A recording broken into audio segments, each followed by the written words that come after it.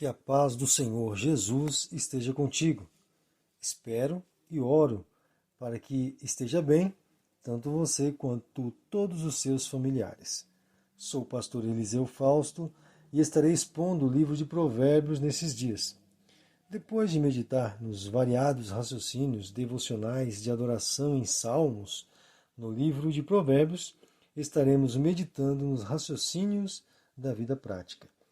Você está pronto para essa poderosa aventura espiritual? Então, vem comigo. Como é de praxe, nesse primeiro dia estarei esclarecendo os pontos iniciais do livro, significado do título, sua autoria, data e propósito.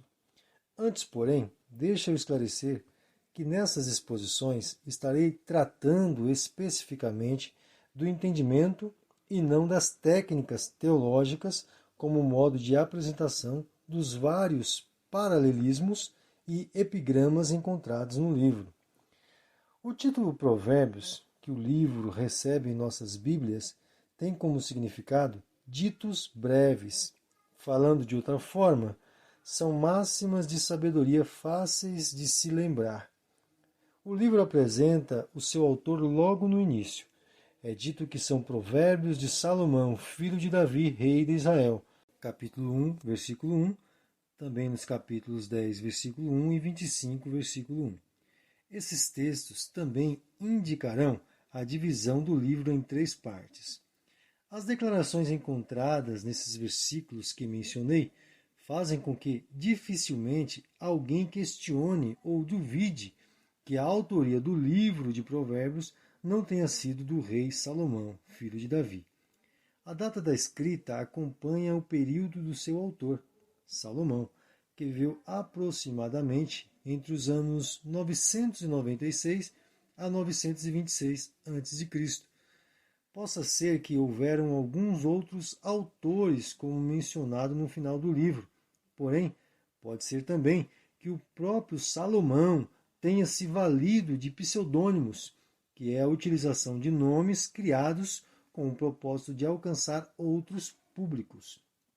O propósito do livro também é conhecido logo no início, quando lemos as palavras: seu propósito é ensinar a disciplina e a sabedoria às pessoas, nos versículos 2 ao 4. Não é necessário acrescentar nada sobre o propósito deste livro, pois essa explicação contida nesses versículos citados são o suficiente, ou seja, ensinar a disciplina e sabedoria.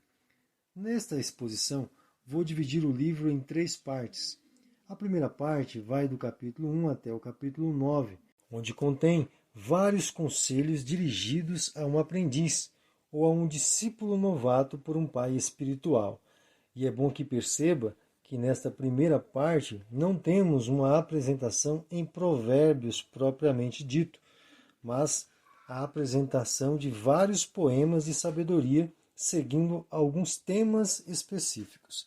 A segunda parte vai do capítulo 10 até o capítulo 24, e nela temos a apresentação da sabedoria em forma de provérbios propriamente dito, utilizando os aforismos, que são apresentações breves de uma verdade. E por fim, a terceira parte do livro vai do capítulo 25 até o 31. E nesta parte temos alguns epigramas, que são ditos breves, apresentados de uma forma paradoxal, onde 2 verdades são apresentadas paralelamente. Também tem alguns outros grupos de provérbios, como o conselho da mãe de Lemuel e por fim o acróstico da mulher virtuosa que finaliza o livro. Neste primeiro dia de meditação, estarei expondo os capítulos 1, 2 e 3 deste maravilhoso livro de sabedoria. Vem comigo. Do versículo 1 até o versículo 7 do primeiro capítulo, temos a descrição da autoria do livro e o propósito do mesmo, como já comentei. Nos versículos seguintes, somos conduzidos ao entendimento de que o livro vai tratar a sabedoria a partir do princípio do temor a Deus. O sábio afirma que os tolos não aceitam a sabedoria e nem a disciplina. Afirma que, para um simples alcançar a sabedoria, muitas vezes será necessário a correção e a disciplina, mas os tolos não aceitam nenhum nem o outro. Por este motivo, não alcançam a sabedoria. O entendimento relatado pelo sábio aqui é que o temor, que significa a consideração, o respeito e a submissão a Deus, traz até a pessoa simples uma disposição para a sabedoria e verdadeiro entendimento. Dos versículos 8 até o versículo 19, temos a primeira orientação do sábio. Ele orienta aos filhos que sigam o ensino de seus pais e aceitem a sua correção, lembrando que pais aqui significa orientadores de princípios bíblicos. O sábio afirma que a recompensa pela obediência aos conselhos desses pais espirituais trará honra e riquezas, pois seguindo o conselho deles, o filho, lembrando que filho significa discípulo ou aprendiz, não aceitará o convite dos que são levados por ganância e violência, e por esses meios acumulam riquezas sujas e imorais. Mas o aprendiz deve seguir os bons princípios no caminho correto e alcançar honra e riquezas por esses meios, sempre lembrando que o amor à honra e às riquezas, sendo elevados acima do amor a Deus, é considerado tolice. Do versículo 20 até o versículo 33, o sábio agora se dirige aos homens e às mulheres que não ouviram e nem seguiram o ensino dos pais em seus lares, e por este motivo são ingênuos e tolos, já na idade adulta. Na sequência, o sábio traz a imagem da sabedoria clamando pelas ruas e pela cidade, trazendo ensino e exortação para todos que continuem em sua tolice. A sabedoria afirma que haverá desgraça e calamidade sobre eles, por terem rejeitado desde a meninice a correção e o seu ensino, e receberão como recompensa pela rejeição o sofrimento. Mas aqueles que ouviram e aceitaram seus ensinos e correções desde o lar serão felizes e receberão muitas e boas recompensas. Não é preciso ser muito observador para notar a verdade deste ensino. Não é verdade? Hoje, você tem a oportunidade de se manter nos ensinos bíblicos e alcançar uma vida de paz e tranquilidade.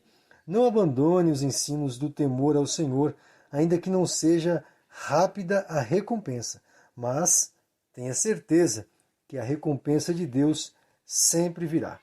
Quero finalizar o primeiro capítulo com essa pequena ilustração. Certo monge, ensinando um discípulo, disse: vai até a cidade da perdição, como era conhecida uma tal cidade ali próximo do povoado deles, e pediu que esse discípulo comprasse para ele ervas. O discípulo respondeu rapidamente: sim, meu mestre. Quando o discípulo se virou para partir em destino àquela cidade, o monge levantou o seu cajado e deu uma pancada com esse cajado com muita força nas costas do discípulo. O discípulo, assustado, logo virou com um olhar de muito espanto e perguntou: mestre, por que o Senhor me bateu? O mestre respondeu: para que você não caia no pecado quando for tentado na cidade da perdição, e por esse pecado você perca a sua alma. O discípulo retrucou: mas, mestre, eu nem pequei para que merecesse esse castigo. O mestre esclareceu: estou te corrigindo antes de pecar, justamente para não cometer esse erro, pois não vai adiantar eu te bater depois que já estiver no erro. No capítulo 2, nós temos do versículo 1 até o 22 a orientação do sábio a que o discípulo não somente ouça os ensinos, mas os guarde, pois somente assim o filho chegará ao verdadeiro entendimento e conhecerá o temor do Senhor. Deus é quem se encarrega de trazer ao coração dos que guardam e desejam a sabedoria o verdadeiro senso de direção a seguir, o que é correto. E haverá alegria no coração desses que são guiados por Deus.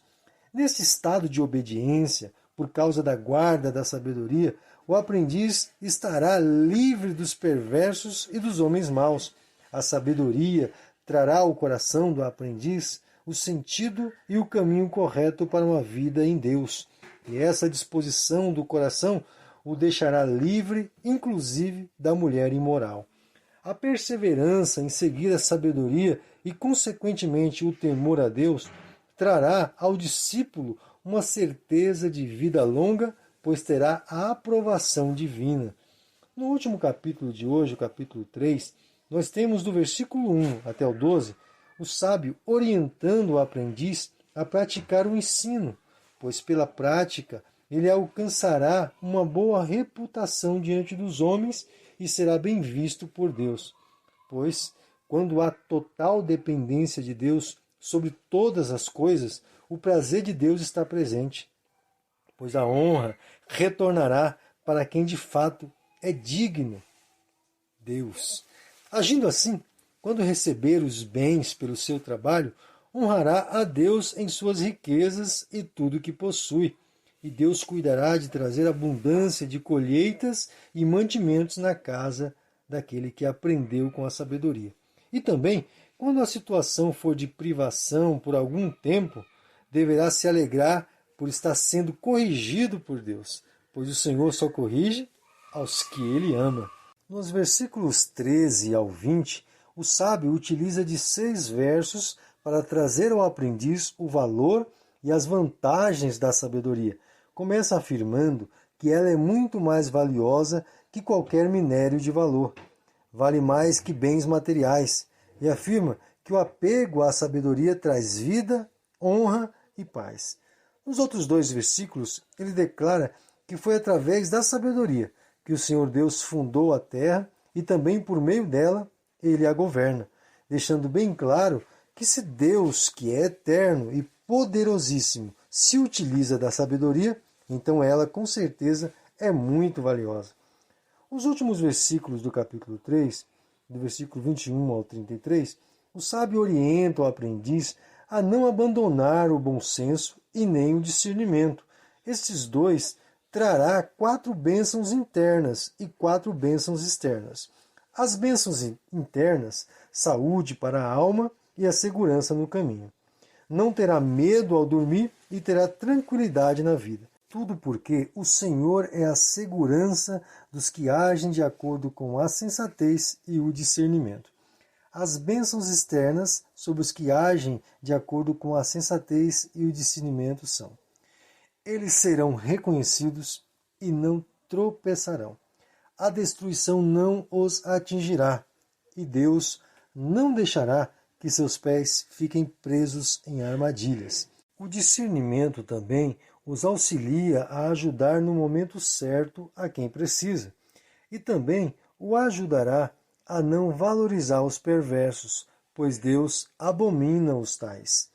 Saiba que de tudo que se deve guardar, guarde a confiança em Deus e em sua palavra, pois só assim teremos verdadeiro bom senso e ótimo discernimento.